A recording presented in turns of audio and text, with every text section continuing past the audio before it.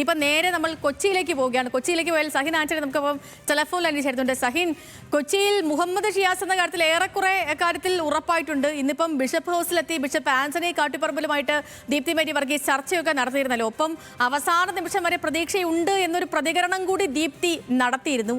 ഈ ഘട്ടത്തിൽ ദീപ്തി ഒരു കലഹത്തിന് ഇറങ്ങില്ല എന്ന കാര്യത്തിൽ സംശയമൊന്നുമില്ല. പക്ഷേ പരിഭവം അറിയിക്കാൻ സാധ്യതയുണ്ട്. അങ്ങനെ പരിഭവം അറിയിച്ചാൽ എങ്ങനെ മെരുക്കും?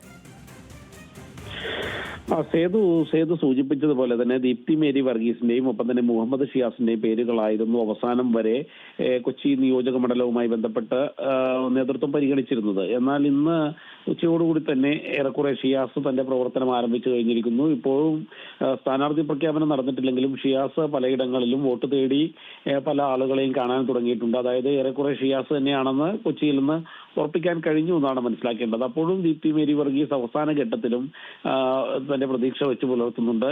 ഒരുപക്ഷെ തനിക്ക് സാധ്യത തെളിഞ്ഞേക്കാം എന്നുള്ള ഒരു പ്രതീക്ഷ ദീപ്തിക്കുണ്ട്.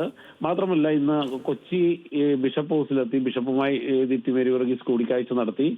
അപ്പോഴും ദീപ്തി പറയുന്നത് പാർട്ടി പറഞ്ഞാൽ താൻ മത്സരിക്കും എന്നുള്ളത് തന്നെയാണ്. പക്ഷെ ഒരു കലഹത്തിന് ദീപ്തി മേരി വർഗീസ് പോകില്ല.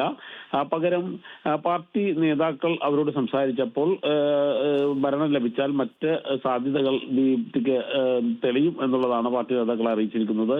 എന്തായാലും ഒരു കലഹത്തിലേക്ക് പോയില്ലെങ്കിലും തന്നെ പരിഭവം ദീപ്തി നേതാക്കളെ അറിയിച്ചിട്ടുണ്ട്. ഓക്കെ സഹിൻ, ശരി.